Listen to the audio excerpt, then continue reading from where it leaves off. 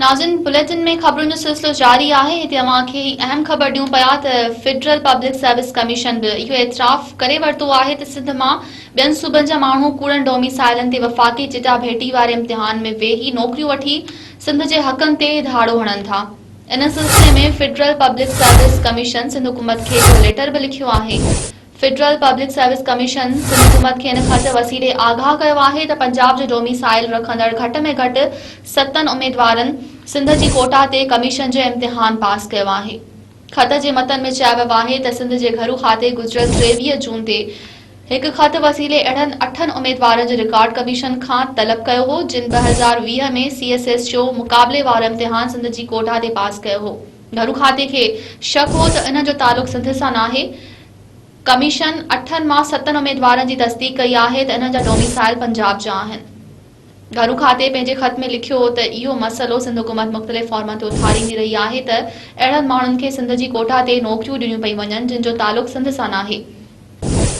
Commission मूजिबि जिन उम्मीदवारनि जो रिकॉर्ड तलब कयो वियो हो ऐं जिन जा डोमिसाइल पंजाब जा निकिता आहिनि उन्हनि में अरसलान चौधरी, कामरान अहमद दयो, मोहम्मद असदुल्ला गूंदल, अवेस अहमद बरार, मखदूम मलिक सरदार अशरफ, राजा अब्दुल सलाम खान अल सखी, हानिया सईद मिनहान ऐं राणा ज़ियार रहमान शामिल आहिनि।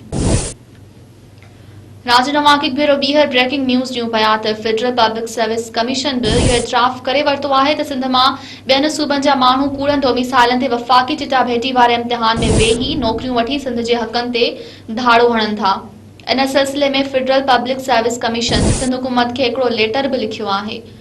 Federal public service commission Sindh हुकूमत खे इन ख़त वसीले आगाह कयो आहे त पंजाब जो डोमिसाइल रखंदड़ घटि में घटि 7 उम्मीदवारनि सिंध जे कोटा ते कमीशन जो इम्तिहान पास कयो आहे।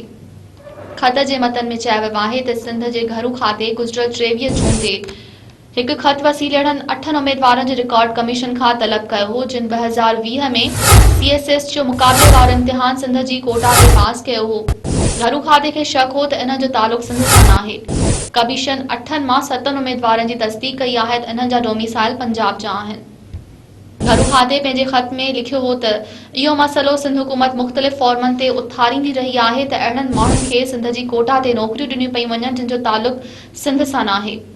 कमीशन मूजिबि जिन उम्मीदवारनि जो रिकॉर्ड तलब कयो वियो हो ऐं जिन जा डोमिसाइल पंजाब जा निकिता आहिनि उन्हनि में अरसलान चौधरी, कामरान अहमद दयो, मोहम्मद असदुल्ला गूंदल, अवेस अहमद बरार, मखदूम मलिक सरदार अशरफ, राजा अब्दुल सलाम खान अल सखी, हानिया सईद मिनहान ऐं राणा ज़ियार रहमान शामिल आहिनि।